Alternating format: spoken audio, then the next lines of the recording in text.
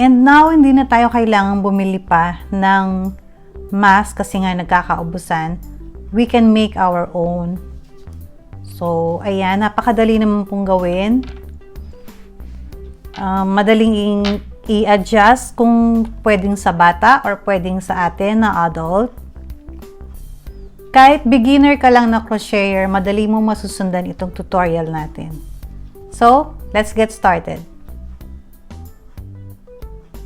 So before we start, please don't forget to click the subscription button and also yung ating bell para ma-notify kayo on every new video that I will upload.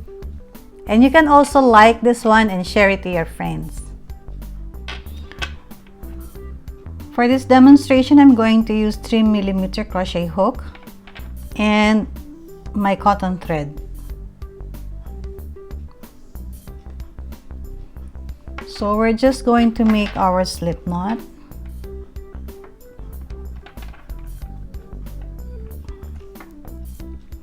And we are going to chain 40. You can chain loosely as you want. Of course, for mas prefer natin yung cotton. Hindi tayo pwedeng gumamit ng acrylic kasi may mga himol-mol yun. So, mas prefer natin syempre, gagamit tayo ng cotton yarn. So, you just have to make a chain of 40 plus 1. So, now we have chain 40. So, I will just add one more chain. And then, what we're going to do next is single crochet on the second chain from the hook.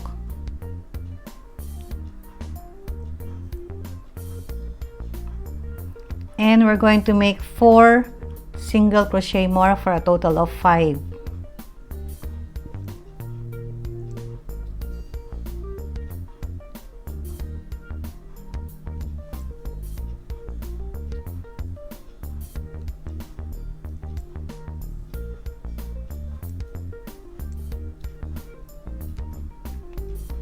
Next, we're going to do 5 half double crochet on the next 5 chains.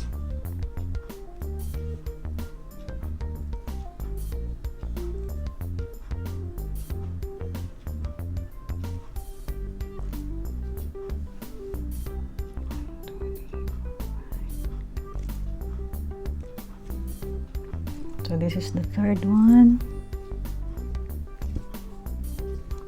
fourth, and fifth.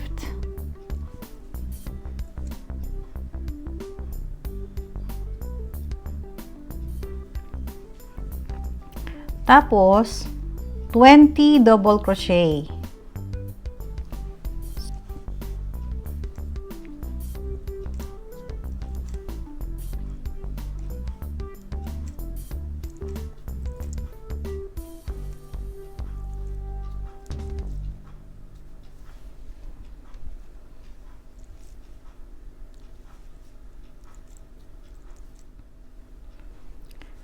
So now I have done 20 double crochet. You can count again to make sure. Then next, we're going to make 5 half double crochet.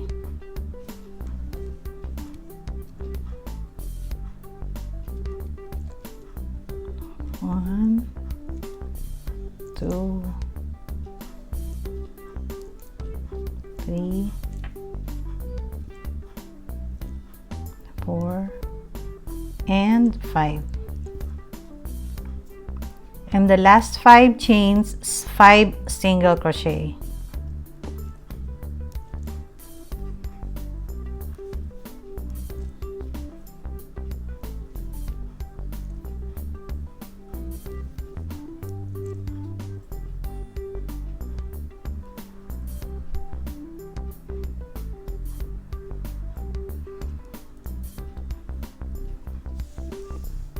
So we have made our first row.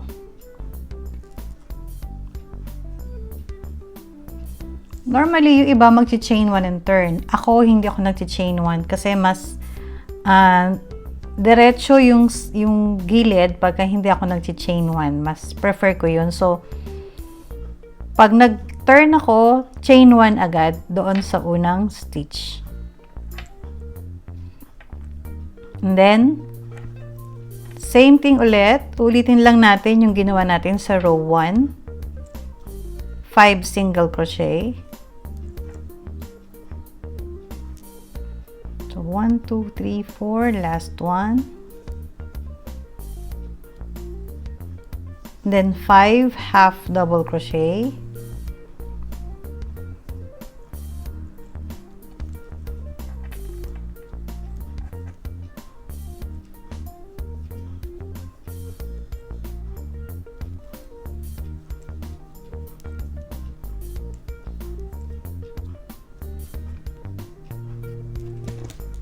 This time I made crochet on both loops. You have the option na mag back loop only. The same with this one.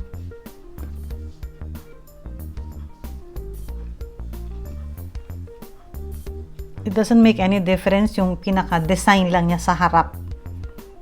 So what we are after here is the mask na pwede nating magamit. So, additional na lang yung design na gusto nyong gawin sa inyong mask. So, 1, 2, 3, 4, and last half double crochet. So, that will be our repeat. 5 single crochet, 5 half double crochet, 20 double crochet.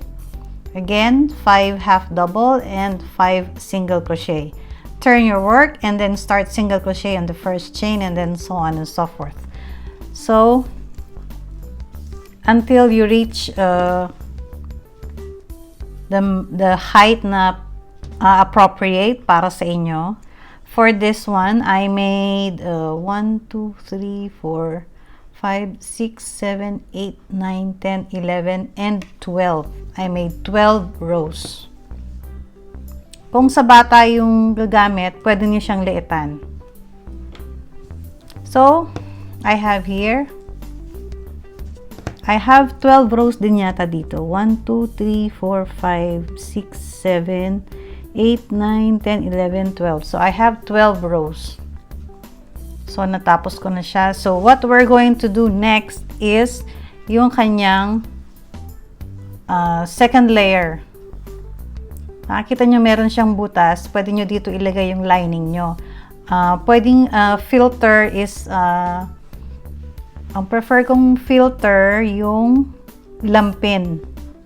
So, everything is washable. Cotton din yung lampin ng bata, di ba?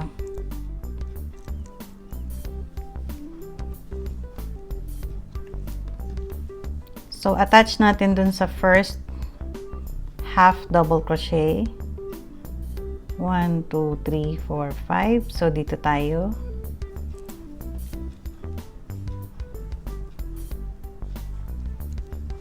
Make a chain 1. And then half double crochet 5. Make half 5 double crochet front loop lang, yung loop na malapit sa atin. This is the V.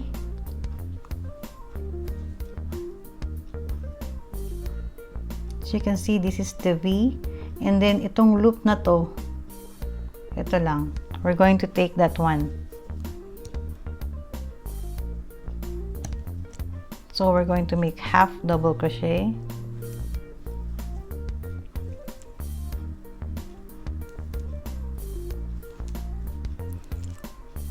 Three,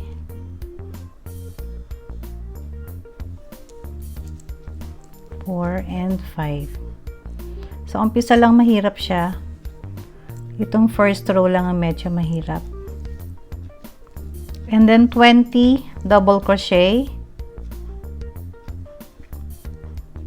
So, we are done with our first row para sa ating second part. So, ayan na siya. Nakatiklop na. So 5 double crochet, 5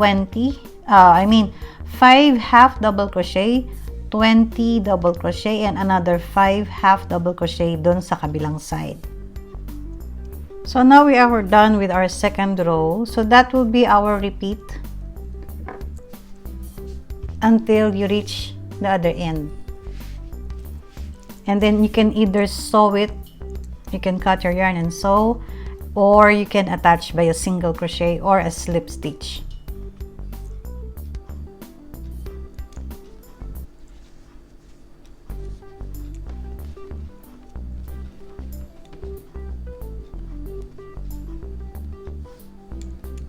So now I am on my last row.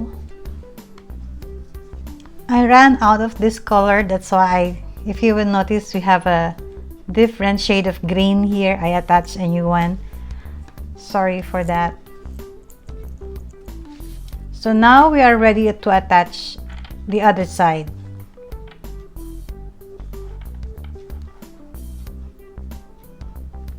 This is what I am telling you. You can either chain one and then cut your yarn, or cut a longer tail, and then you can just grab your yarn needle and then sew it again, or you can slip stitch in any way you want. You can do it. If you don't want to sew, then you can just continue slip stitching.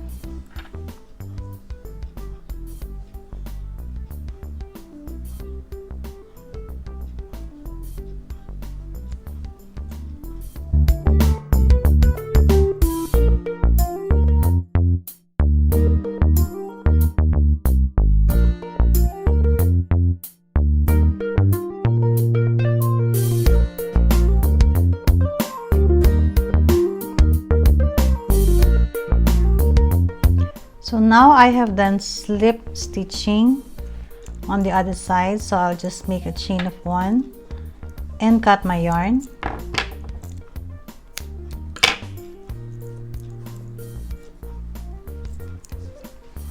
We'll just sew our ends later on. This time we're going to make a chain for our ear. So I just made a chain of 30 and then attach it on the other side. But I will not cut the yarn yet because I want to fit this one first.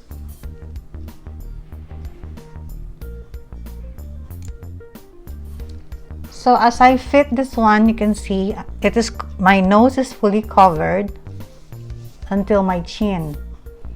So you can make less rows if you don't want this big, and this chain of 30 is okay for me, so I'll just make another chain of 30 on the other side. So now I chained 30 again on the other side. As you can see, my yarn is still attached and I still have my ends, so my mouth and my nose is fully covered until here below my chin.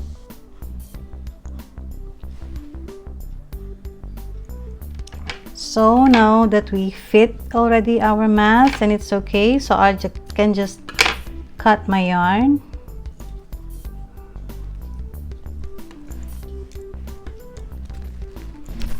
And then we can start sewing our ends.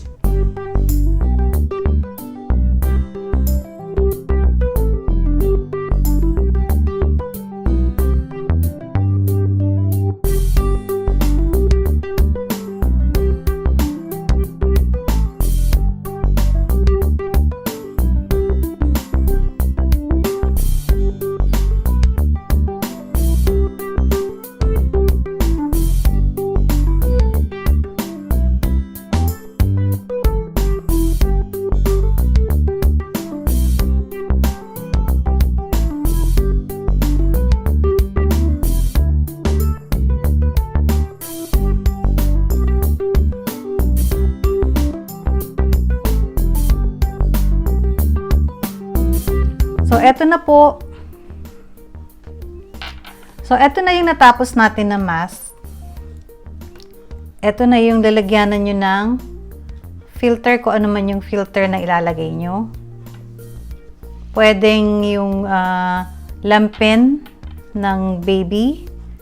Kasi ano yun, cotton yun, at saka malambot siya. Unwashable din.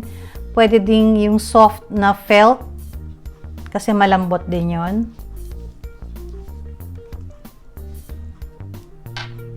So, we have our finished product. Thank you again. Salamat po sa panonood. At sa mga nag-subscribe na, maraming salamat. Sa mga hindi pa po nag-subscribe, papindot na po yung subscribe button and yung bell notification. And kita-kits po ulit sa susunod na video.